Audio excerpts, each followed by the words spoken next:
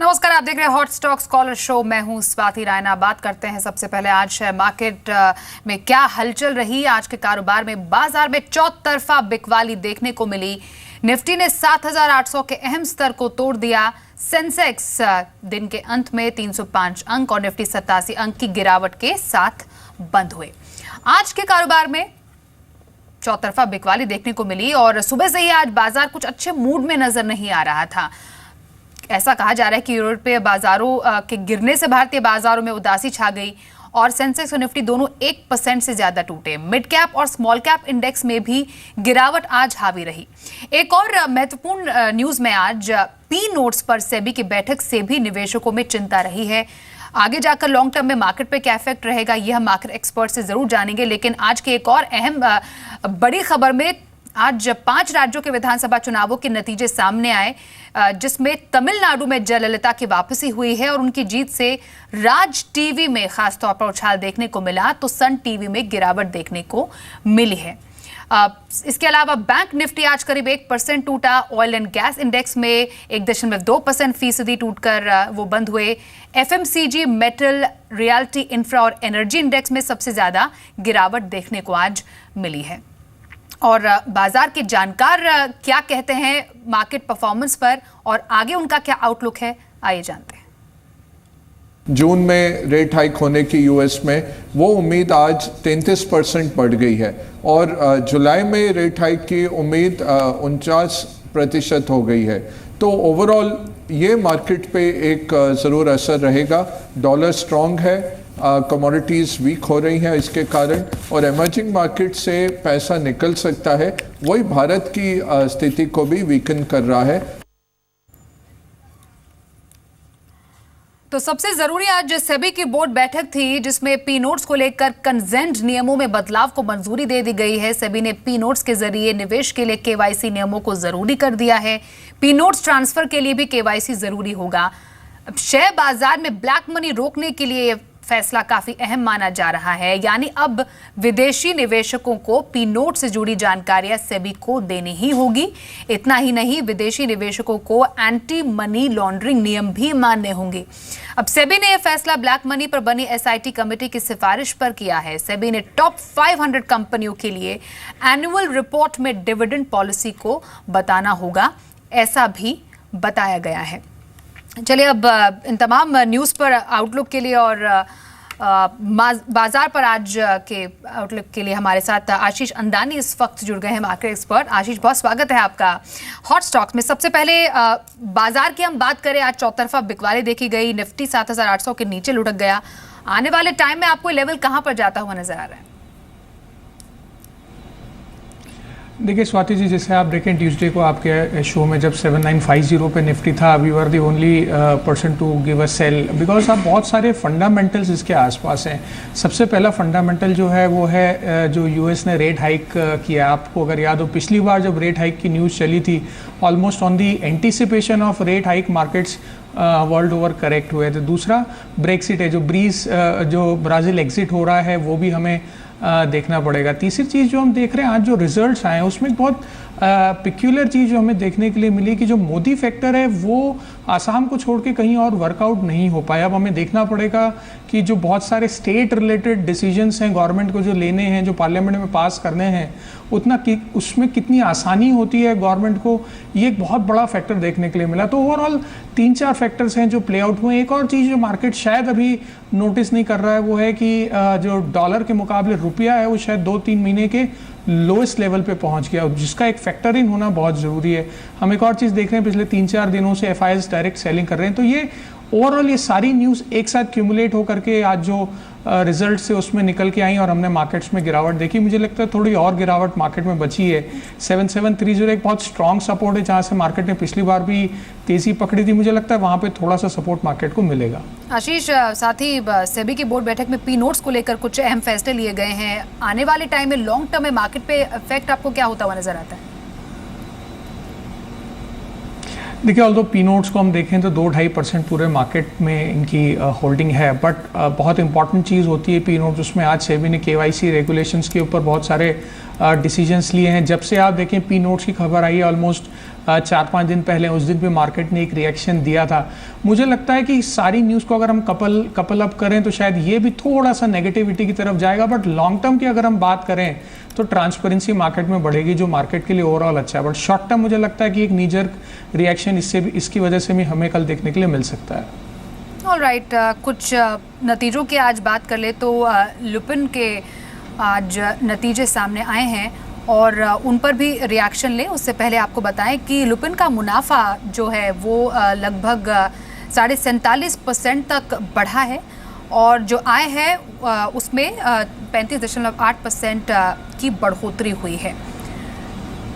तो लुपिन पर आशीष, आपसे जानना चाहेंगे कि आने वाले टाइम में आपको क्या लगता है, क्या रिएक्शन होगा इस पर्टिकुलर शेयर पर, इसका, इन नतीजों का? देखिए, ऑल्दो एस्टिमेटेड जो रिजल्ट्स थे उससे थोड़े अच्छे रिजल्ट्स हैं। इसी वजह से आप देखें आज जब पूरा मार्केट रेड में था तो लुपिन करीब 1.25% के आसपास की तेज़ी के साथ बंद हुआ है। बट अगर आप लॉन्ग टर्म की बात करें, जो पूरा फार्मा सेक्टर है इसमें जो US FDA जब तक समस्याएं रहेंगी, जब तक Indian companies US FDA compliant नहीं हो जाती हैं, एक लॉन्ग टर्म इन्वेस्टर के लिए अभी एंटर होना सही नहीं है। लुपिन की स्पेसिफिकली बात करें तो मुझे लगता है 1750 1720 एक बहुत स्ट्रॉन्ग रेजिस्टेंस है, जहां से ये स्टॉक शायद पलटता हुआ दिख सकता है। और अगर मार्केट में जिस तरीके से करेक्शन आ रहा है, शायद और फंड बेस्ड सेलिंग भी आ सकती है, एक चर्निंग आ सकता है, शायद मार्जिन प्रेशर की वजह से लोग अपने डिफेंसिव स्टॉक्स को भी बेचें। तो यहाँ पे मेरी एंटर करने की सलाह नहीं रहेगी। मार्केट थोड़ा काम डाउन हो जाए, US FDA रिलेटेड जो भी रेगुलेशंस हैं, जो भी इनको नोटिफिकेशंस आए वो क्लियर आउट हो जाए, उसके बाद अगर ट्रेडर्स इसमें इन्वेस्ट करें तो ज़्यादा ठीक है। But overall results were better than the expectation in the markets. Alright, कल आने वाले रिजल्ट्स की भी बात कर ले। ITC के रिजल्ट कल आने वाले हैं, साथ ही ब्रिटानिया के भी रिजल्ट कल एक्सपेक्ट कर रहे हैं। अब अनुमान जो है वो बताया जा रहा है कि आय 7% बढ़ सकता है, 9,292 से बढ़कर 9,940 पहुंच सकती है कंपनी की आय। और अगर एबिटा मार्जिन की बात की जाए तो 9.9% तक बढ़ोतरी इसमें दर्ज की जा सकती है। अब ITC अब सिगरेट से जो डील करती है, जो कंपनी है, अब हाल ही में देखा गया है आशीष की सरकार की तरफ से भी कुछ सख्ती देखी गई है सिगरेट रिलेटेड कंपनी से। अब जो अनुमान जताया गया है उसके मुताबिक आपको लगता है कल नतीजे आएंगे? देखिए, नतीजे भले ही अनुमान के मुताबिक आ जाए या थोड़े से अच्छे आए, बट अब लॉन्ग टर्म इस पर्टिकुलर स्टॉक को देखिए, अंडर परफॉर्मर ये स्टॉक रहा है। इस स्टॉक में मेरी काफ़ी समय से सेल ऑन राइज की स्ट्रैटेजी रही है। 370 375 से we are bearish on this particular stock. आप इनका देखिए, सिगरेट कारोबार धीरे धीरे इनका मार्जिन्स डिप्लीट हो रहे हैं। इनकी जो एबिटा जो मार्जिन्स हैं वो अगर आप ईयर ऑन ईयर देखें तो थोड़ा सा डिक्रीज है। साथ में FMCG कारोबार जो है, जो इतने समय से एक लैगार्ड के रूप में इनके ऊपर चल रहा है, एक डेट भी क्रिएट हो रहा है। मैं आई विल बी वॉचिंग कि इस बार इनका FMCG बिजनेस खास करके क्या करता है, बिकॉज वो एक इनका प्रॉब्लम एरिया रहा है। तो आई will B keenly watching how the FMCG business plans out, and specially with the player like Patanjali. आप देखें, हिंदुस्तान यूनिलीवर को काफ़ी अभी इफेक्ट होना स्टार्ट हो गया है। मुझे लगता है कि ये स्टॉक अगर लॉन्ग टर्म इन्वेस्टर है तो इससे दूर ही रहें तो ज़्यादा अच्छा है। ऑलराइट, और ब्रिटानिया के भी नतीजे कल आने वाले हैं। अब ब्रिटानिया की बात की जाए तो उस पर क्या हो सकता है, उस पर हम ज़रूर जानेंगे आशीष से उनका आउटलुक। लेकिन अनुमान जो कहता है बिक्री में लगभग 12.5% तक का इजाफा देखा जा सकता है। 2031 से 2,290 तक बिक्री पहुंच सकती है। साथ ही अगर हम यहाँ पर एबिटा मार्जिन की बात की जाए तो उसमें 26.5% तक की बढ़त देखी जा सकती है। ब्रिटानिया पर क्या आउटलुक रखा है आपने आशीष, क्या एक्सपेक्ट कर रहे हैं इसके रिजल्ट से? देखिए, ब्रिटानिया के रिजल्ट्स नो डाउट अच्छे रहते हैं। रिटर्न ऑन कैपिटल एम्प्लॉयड भी इस कंपनी का काफ़ी अच्छा है। बट अगर आप लॉन्ग टर्म पर्सपेक्टिव से देखें इस पर्टिकुलर स्टॉक को, जो ग्रोथ इस पर्टिकुलर स्टॉक में मिलनी चाहिए एज़ कम्पेयर टू दी जितना इसमें हाइक हुआ है प्राइस में, शेयर प्राइस में, वो ग्रोथ शायद मुझे लगता है आगे आने वाले क्वार्टर्स में ना दिखे। इस बार के रिजल्ट्स में मैं आउटलुक पे ज़्यादा ध्यान रखूंगा कि अगले एक साल में, अगले कुछ क्वार्टर्स में मैनेजमेंट कितना बुलिश है टुवर्ड्स द मार्केट, बिकॉज आप देखें कि एफएमसीजी स्पेस में काफ़ी ज़्यादा कंपटीशन हो रहा है। अनऑर्गेनाइज्ड प्लेयर्स जो हैं वो ब्रिटानिया जैसी कंपनीज का बहुत सारा शेयर लेके अपनी तरफ जा रहे हैं, तो एक बहुत बड़ा कंसर्न हम देख रहे हैं ब्रिटानिया जैसी कंपनीज के लिए। So more than the results I will be more keenly interested on the outlook for the next year, और उसके हिसाब से शायद मेरी इन्वेस्टमेंट स्ट्रैटेजी पैन आउट होगी इस पर्टिकुलर स्टॉक में। ऑलराइट, साथ ही पराग मिल्क के आईपीओ को आज ठंडी इसकी लिस्टिंग हुई। कंपनी का शेयर एनएसई पर 217 रुपए पर लिस्ट हुआ। कंपनी के शेयर का इशू प्राइस 215 रुपए था। हालांकि लिस्टिंग के बाद कंपनी का शेयर 14% चढ़ा। कंपनी ने आईपीओ के जरिए 760 करोड़ रुपए जुटाए हैं। पराग मिल्क की विस्तार योजना पर कंपनी के चेयरमैन देवेंद्र शाह से एक्सक्लूसिव बातचीत की सिल्की सिंह ने। सबसे पहले आपसे जानना चाहेंगे कि जो कंपनी के बुक्स पे डेट है 390 करोड़ का, इसमें से आईपीओ द्वारा जुटाई गई जो रकम है उससे आप 100 करोड़ तक डेट रीपेमेंट करेंगे और बाकी की रकम का आप किस तरह से यूज़ करेंगे?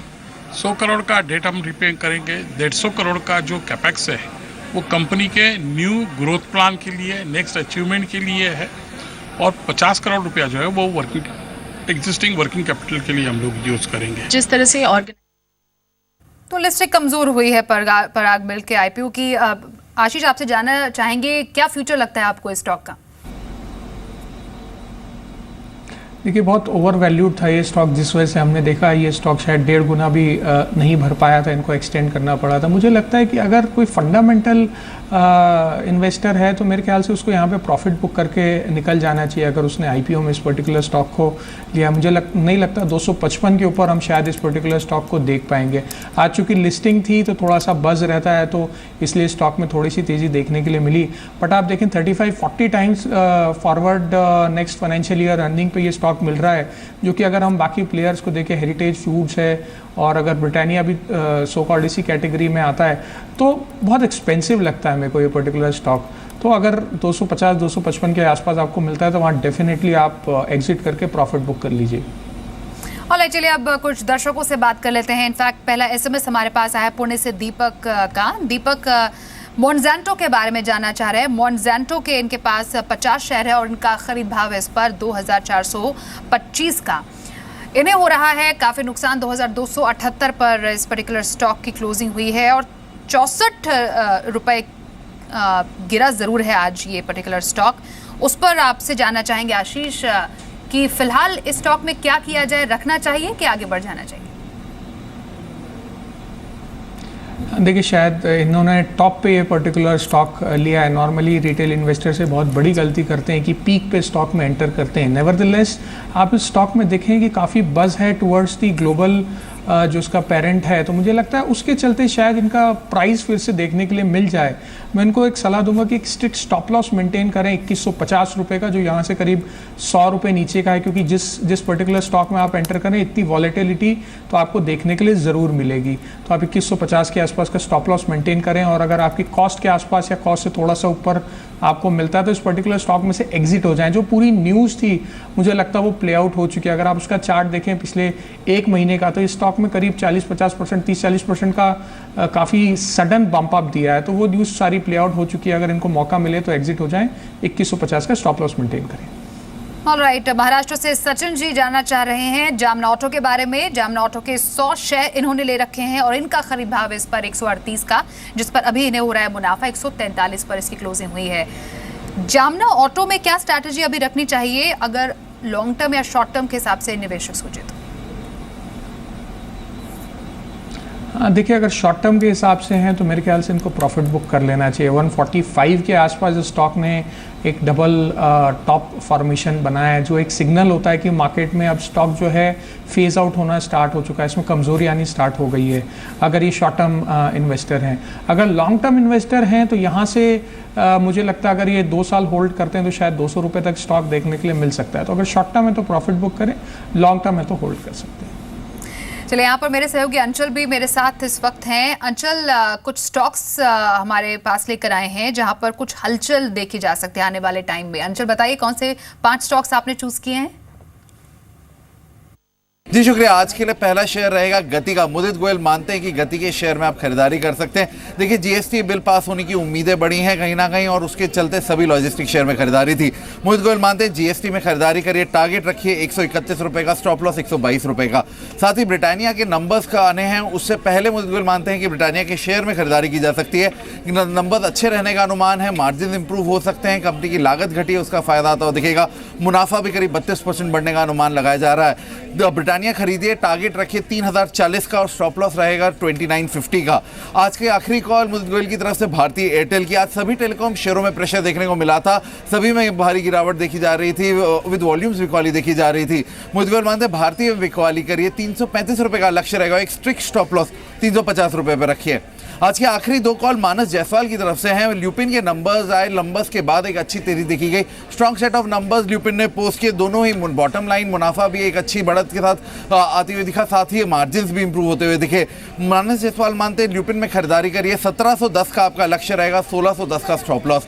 और आखिरी कॉल अदानी पोर्ट की रहेगी। मूडीज ने एक फ्रेश रिपोर्ट जारी की है। मूडीज ने अदानी पोर्ट की जो रेटिंग है, रेटिंग आउटलुक, उसको स्टेबल से घटा के अब नेगेटिव किया है। इसके बाद से ही शेयर पे भारी बिकवाली देखी जा रही थी, और इसीलिए मानस जायसवाल मानते हैं आप अदानी पोर्ट पे बिकवाली करके चलिए। टारगेट रहेगा 160 रुपए का और एक स्टॉप लॉस रखिए 175 रुपए पे। शुक्रिया अंचल। हमारे साथ दिल्ली से आकाश इस वक्त फोन लाइन पर है। आकाश, बहुत स्वागत है आपका हॉट स्टॉक्स में। बताइए कौन सा स्टॉक आपने चूज किया है? मैम मेरे पास अशोक लीलैंड है जो मैंने बाई किया 107.90 पे 200 शेयर है। ऑलराइट, तो इसको होल्ड करना चाहिए मुझे कि सेल कर देना चाहिए, क्योंकि अभी आजकल मार्केट बहुत डाउन चल रही है और मैंने सुना है इसके रिजल्ट्स भी आने वाले हैं 25 को।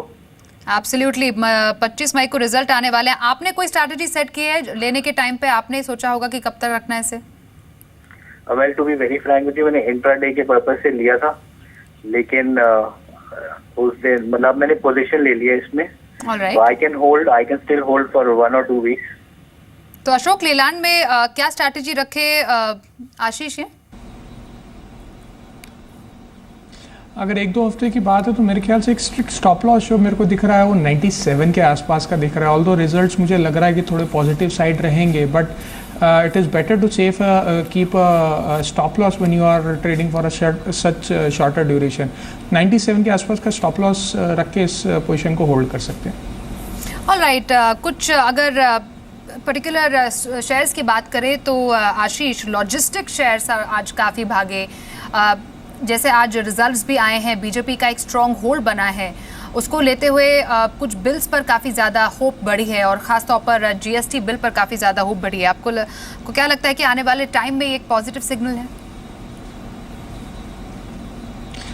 बिल्कुल पॉजिटिव सिग्नल है। आप देखें जितने लॉजिस्टिक कंपनीज हैं, जीएसटी और नो जीएसटी, आप देखें जिस तरीके से ई कॉमर्स इस कंट्री में बढ़ रहा है और जिस तरीके से लॉजिस्टिक की नीड्स इस कंट्री में बढ़ रही हैं, ये एक बैकबोन रहने वाली इंडस्ट्री है इस पर्टिकुलर कंट्री के लिए। तो बिल्कुल अगर एक लॉन्ग टर्म इन्वेस्टर है तो बिल्कुल इसमें इन्वेस्टेड रह सकते हैं और मैं काफ़ी पॉजिटिव हूँ इस पर्टिकुलर सेक्टर के लिए। आप देखिए पिछले 6 महीने में काफ़ी करेक्ट भी हो चुका है। जब पिछली बार जीएसटी की उम्मीदें बढ़ी थी पिछले पार्लियामेंट सेशन में तो काफ़ी रनअप हो गया था इन पर्टिकुलर स्टॉक में। बट एक रियलिटी अगर मैं शेयर करूँ तो जीएसटी और नो जीएसटी इनको कोई खास फंडामेंटली कोई इतना ज़्यादा फर्क नहीं पड़ता है। अब मगर आप इसकी प्योर प्ले अगर स्टोरी ई कॉमर्स से अगर एडअप करके देखें तो इनमें बहुत अच्छा वैल्यूएशन आपको देखने के लिए मिल सकता है। तो काफ़ी अच्छी वैल्यूएशन पे स्टॉक्स हैं, तो बिल्कुल बाय करना चाहिए लॉन्ग टर्म इन्वेस्टर को।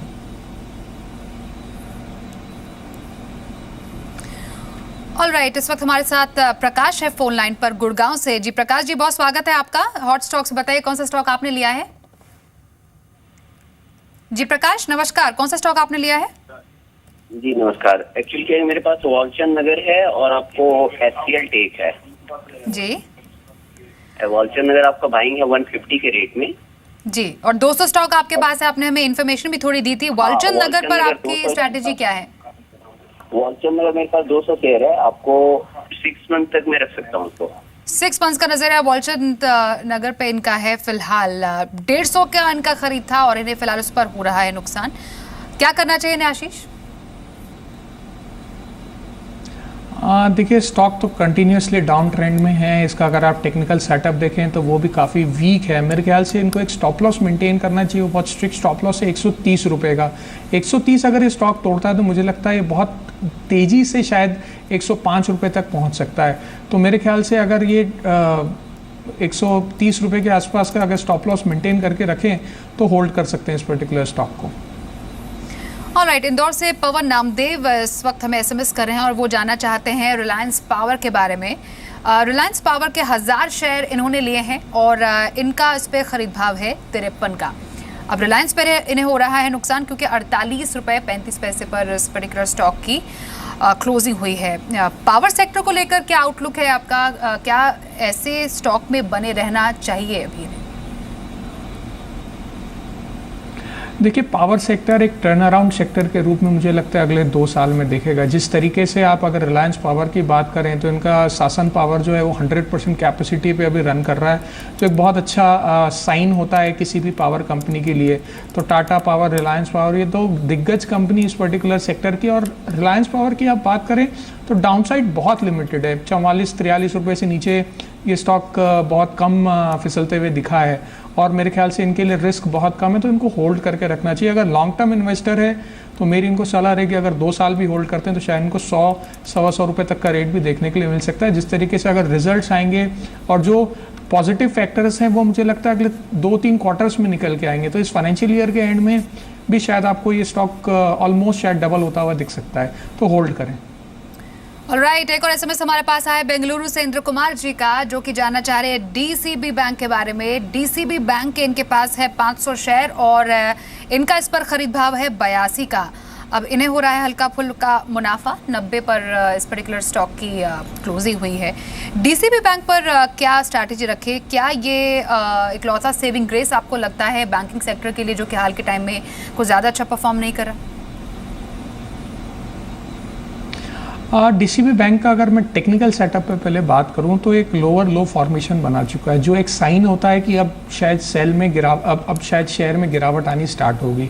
चूँकि ये थोड़े से प्रॉफिट पे हैं तो मेरी इनको सलाह रहेगी कि अभी इस पर्टिकुलर स्टॉक में बुक करें प्रॉफिट। उसके बाद अगर इनको नीचे मिलता है 80-75 के आसपास अगर फिर से मिलता है तो फिर से एंटर कर सकते हैं। एक ट्रेडिंग प्ले भी है और एक फंडामेंटली भी इस पर्टिकुलर स्टॉक में थोड़ी सी स्टोरी बनती हुई दिख रही है, जो कि एक प्लेयर हो सकता है, for the by out player हो सकता है। कोई भी बड़ी बैंक इसको परचेज कर सकती है। तो मेरे ख्याल से यहाँ पे तो प्रॉफिट बुक करें, अगर डिप्स में मिले तो फिर से एंटर करें। ऑलराइट, और अहमदाबाद से अधिराज जी जानना चाहते हैं बिरला कॉर्पोरेशन के बारे में। बिरला कॉर्प के इनके पास 500 शेयर है और इनका उस पर खरीद भाव है 398 रुपये। फिलहाल क्लोजिंग इसकी हुई है 377 पे, 376 पे। अब बिरला कॉर्प पे तो उन्हें नुकसान हो रहा है। अब फिलहाल अगर इस सेक्टर की बात करें, सीमेंट से डील करती है बिरला कॉर्पोरेशन, क्या आपको लगता है क्या फ्यूचर है और इन्हें अपने लिए क्या स्ट्रैटेजीज पर सेट करनी चाहिए?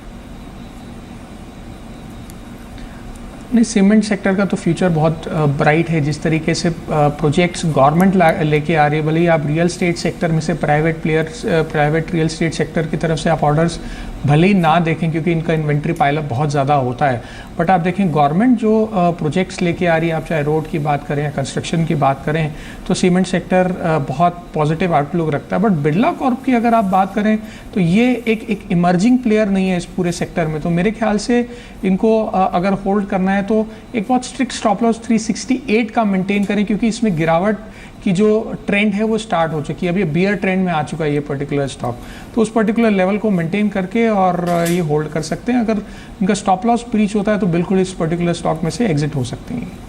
ऑलराइट आशीष, जिन स्टॉक्स पर आज हमारी बात हुई है उस पर आपकी तरफ से कोई डिस्क्लोजर? जिन लाइंस पे आपके व्यूअर्स को बताएं, सेम लाइंस पे हम अपने क्लाइंट्स को भी एडवाइस करते हैं। थैंक यू सो मच आशीष चंदानी हमारे साथ आज के हॉट स्टॉक्स के इस एपिसोड में जुड़ने के लिए।